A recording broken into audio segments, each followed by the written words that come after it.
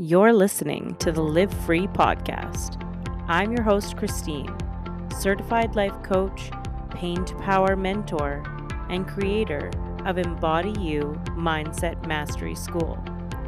I'm here today to discuss living life after disease, disaster, or adversity, to discuss living life fully once again, a life of hope, peace, and resiliency, a life fully embodied. I utilize the lessons that I learned going through not one, but two primary cancers. I'm here today to guide you to the life of your dreams, turn your pain into power, and lead you back to yourself.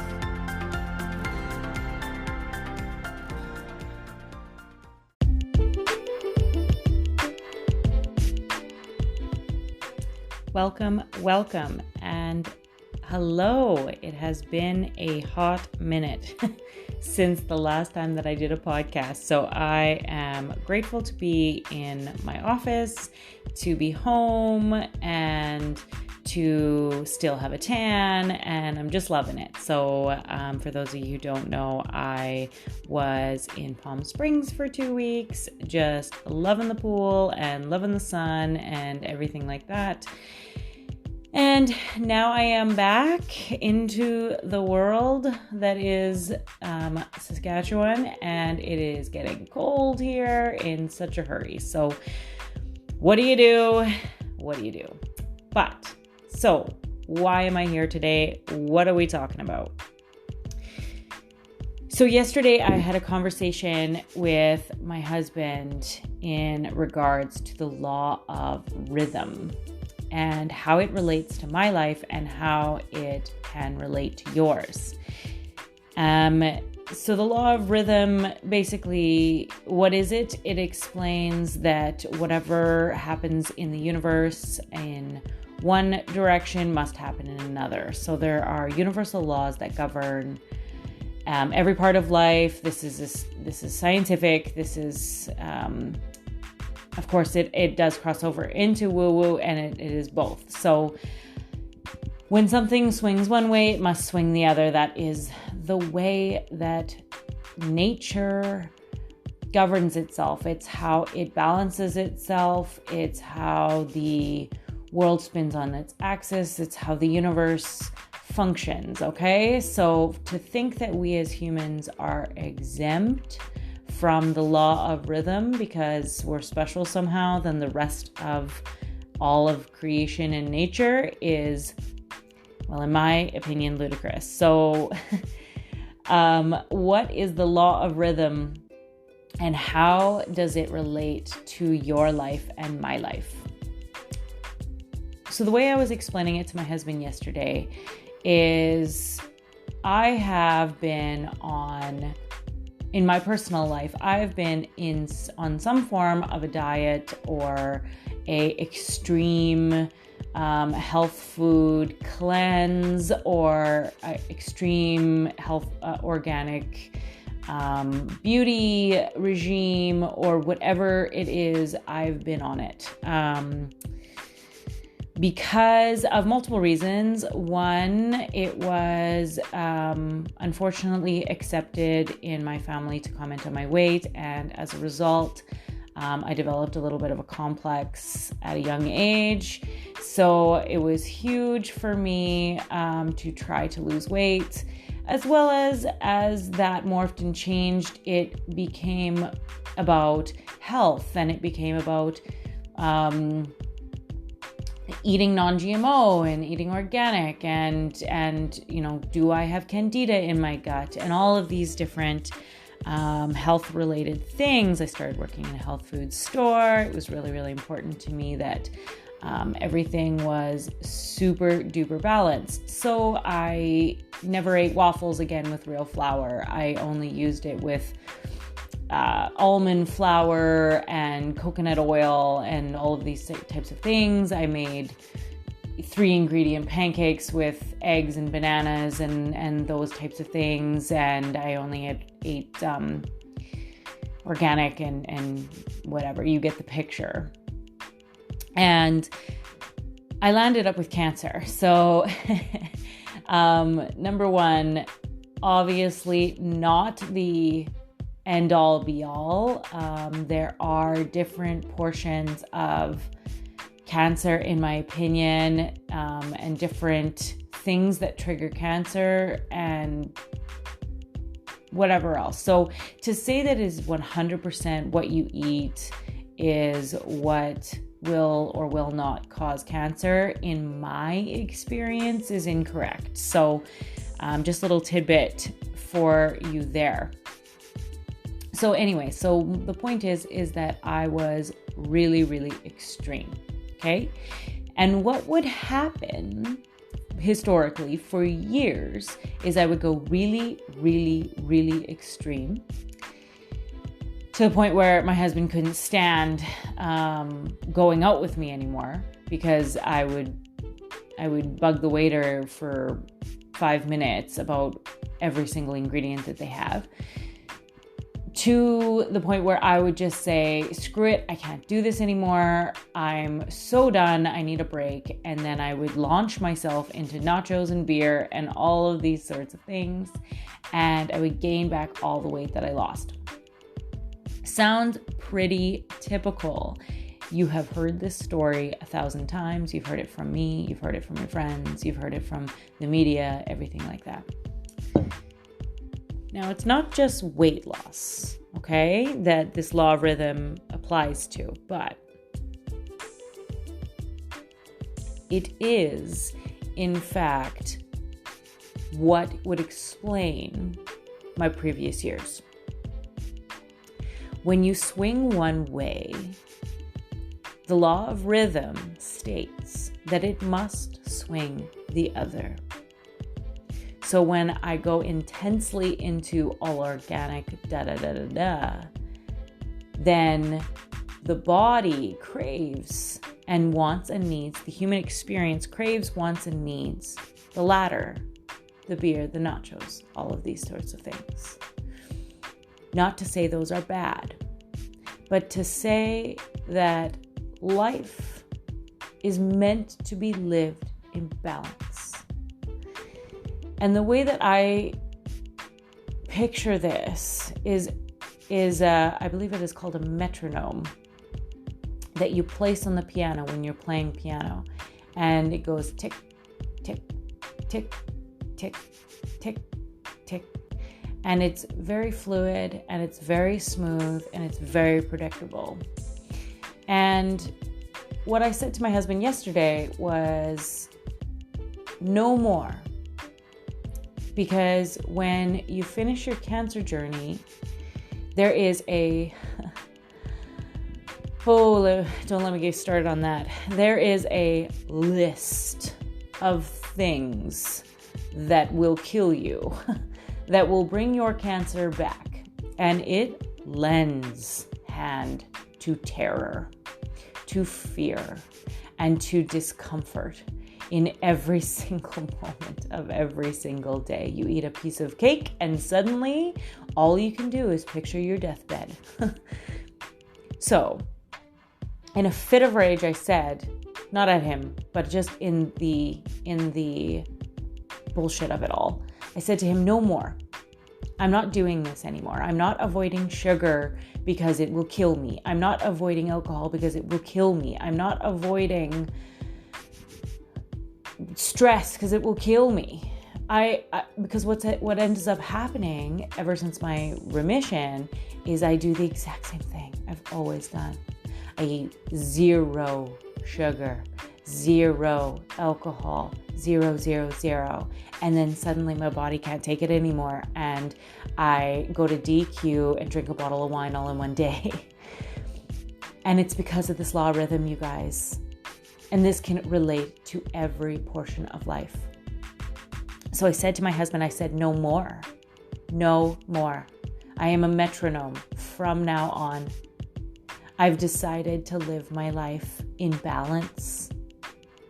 And to further that, I always kind of believed that I needed to lose weight. And in order to lose weight, I needed to clean up my diet, and I needed to get lots of sleep, and I needed to become extremely mindful and all of these things. So I did all those things, but I didn't exercise because I don't like it. And the exercise was not a motivator for me because I had heard that, you can do all the cardio in the world, but you won't actually lose any weight and all those sorts of things. So I just put it behind the back burner. Now, I did some yoga. Of course I did some yoga. I mean, you all know historically that I've done quite a bit of yoga. I did yoga, but I would lose faith in it because I knew that it wasn't helping me with my weight loss. So I would cast it aside, even though I enjoyed it and it really, really helped my mindset. I just said this isn't real exercise. So what's the point? Right? But when you nearly lose your life to cancer, your mindset changes. So exercise is no longer about weight loss. Of course, that would be a wonderful benefit, but it is no longer about weight loss. It's about oxygenating the tissues so that you can avoid reoccurrence, right? And eating well is about nourishing your body so that your body can heal and become alkaline, so you can avoid reoccurrence. Sleep becomes about repairing the tissues so that your body can heal. And all of these things, they start to take on a new meaning. And I can tell you from the bottom of my heart that when you shift your mindset to how can I create health, everything really opens up for you in terms of balance. And when I said yesterday, no more, I realized something. It dawned on me it felt like a sack of bricks being thrown at me, saying, you need to be a metronome. You need to exercise a moderate amount. You need to eat healthy food, a moderate amount. You need to get good sleep, a moderate amount. You need to drink alcohol, a moderate amount. You need to eat bar food and enjoy yourself with friends, a moderate amount. And all of these things.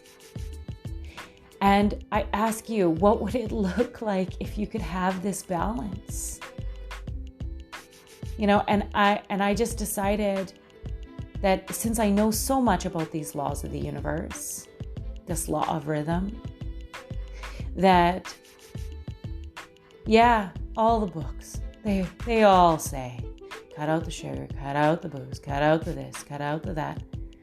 But I know what the law of rhythm is, and I know how it has been for me historically. I know that it has brought me nothing but pain, tons of weight gain, to be honest, but not that that's the important thing here. But it has brought me pain, it has brought me discomfort, it has brought me stress, and it has brought me frustration in my marriage for, my husband's eating habits and my eating habits. And truly, what was the point of fighting for cancer, fighting to have your life back, to not lose it, if not for having quality of life afterwards? This was a post that I posted while I was in Palm Springs about alcohol, because I was getting lots and lots of questions from cancer survivors begging me to explain something to them that they didn't know. Maybe this new research, they would ask me, what, I can see that you're having wine and that you're on a wine tour and that you're doing these things. Do you know something I don't? Are we allowed to drink wine now? And you guys, that's a crying fucking shame. And I'm sorry that I said I'd never say the F word in the podcast, but I've done it now, and I'm not going to edit, so my apologies. But anyway, but it's a crying shame, because life is meant to be lived. And I'm not saying that alcohol means life, but I mean, if it sets you free, if it feels good in your body, if it feels good to have that glass of wine with your girlfriends, just do it. I don't care what stage of life you're in, just do it. And I'm no doctor, so maybe don't put medical stock in this, but I can tell you that there is a law of rhythm, and I know that for sure. And I think that enjoying your glass of wine with your girlfriends is part of life, if that's something that sets you free. And if eating bad food, or quote unquote bad food, there is no such thing as labels. Does it bring you expansion or does it bring you contraction in your life? And so if eating the bar food with your friends and laughing is part of life, then do it. And there's going to be a refractory period, and I know it deeply, when you start to allow yourself whatever it is. And I mean, this is not a podcast about dieting. That's not the purpose. I'm using it as an example. So, and because it is so true to me. But if it's exciting to you to go shopping when you're stressed out, then just do it. I'm not saying buy the farm. That would be the law of rhythm in play, right? If you buy them all out of clothes and you spend your life savings as a result of, I don't know, like stress retailing, right? If you're stress retailing and you buy the farm, then the law of rhythm is going to state that you're going to come out the other end feeling worse than you did before, because that's the law of rhythm. But if you start to live your life from the point of a metronome, whether it be in diet, stress, relationships, friendships, work, you name it. I do not tailor my teachings to cancer survivors specifically. I definitely make room for both. We're all on our journeys in different ways.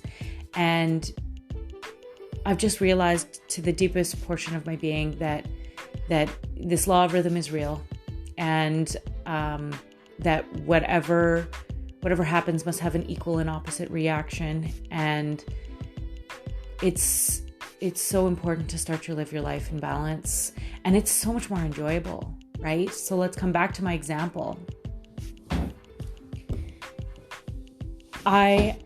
In terms of exercise, okay? So as I said, I had no, unless I'm in the gym sweating my balls off, like saying, oh yeah, like feel the burn, I'm not losing any weight, so thus, don't bother unless it's that, right? I don't like that exercise.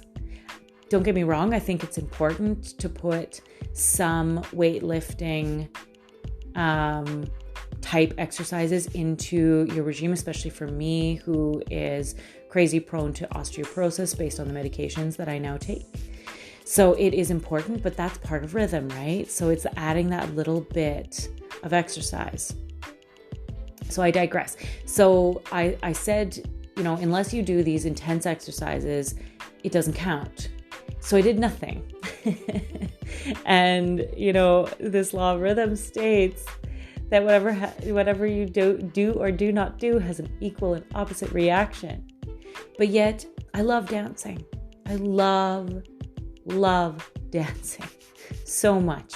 And it doesn't feel like exercise to me, not even a little bit. If you want to teach me how to do salsa, or if you want to teach me how to do hip hop dance or ballet or contemporary or whatever, that does not feel like exercise to me. That feels like dancing. So who says, and whoever they are need to take a hike, who says that in order to have what you want, that it needs to be hard and difficult and uncomfortable and all of these sorts of things? Who says that? Why can't it be a little bit of exercise, some dancing, some yoga? You're oxygenating your tissues, you're bringing health. Why can't it be some salads and some of your favorite foods that are really healthy that bring expansion into your body? Why can't it be sleeping in too much once in a while and getting a really good and deep sleep? I just urge you to start to see your life as an opportunity for all of the things, the good, the bad, the ugly. And, this is the basis of everything that I teach. And it's because I learned it. It's because I learned it the hard way, is that there is so much to life. And the good brings the bad brings the good, the hard brings the easy, the medium brings the medium, everything. It is the law of rhythm. Whatever comes up, comes down. And that way, in every portion of your life, no matter what it is that you are doing or don't do or whatever else, that it leads way for the inclusion of all things within a balanced lifestyle. And now when I say the inclusion of all things, I do not mean that if you enjoy chocolate, you should eat it morning, noon, and night. Because what is that? That is imbalance. That is an imbalance of chocolate. And what I mean is that if you love chocolate, enjoy it. Then enjoy the salad. Then enjoy the gentle exercise. Then I could go on. And in terms of relationships, enjoy the movies together, but then enjoy the hike together. And then enjoy, I could go on, but I won't, because this is just a lot of examples. But allow yourself to start to take those friggin' labels off. This is good, this is bad. Screw that. We live once. And I am very clear on this point. You live once. And when your life is gone, it's all for naught. And if you want to live in extremes and that fits for you, then go for it. But for a huge portion of the population, all of us are shoulding on ourselves. We are all saying, you should do this and should do that. But none of us are allowing all things to be inclusive. And I tell you that when you do that, you are enacting the law of rhythm. So you can do it any way you like. You can avoid all the sugar and then followed by binging and purging on sugar, and then being mad at yourself because you had the sugar, followed by a shame loop, and then you'll do it again. Or you can be inclusive of all things. You can eat the salad, you can eat the sugar, you can have the glass of wine. Then you can get up, you can do some gentle exercise. It is the inclusion of all things. So, I am the metronome from this day forward. And I hope that you find it too. I wish you all of the beauty of this life. All the messiness, the ins, the outs, everything. And I hope you have an absolutely beautiful day.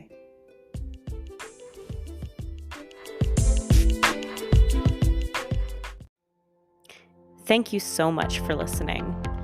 If you found expansion with this last episode, then that means that others will too. And the best way to get the word out about the podcast is by leaving a review. I would be so grateful if you could leave me a review and let me know how you felt about the podcast. Included in the show notes will be everything that we talked about today, including all of my transformative programs. Change is just on the horizon, my friend.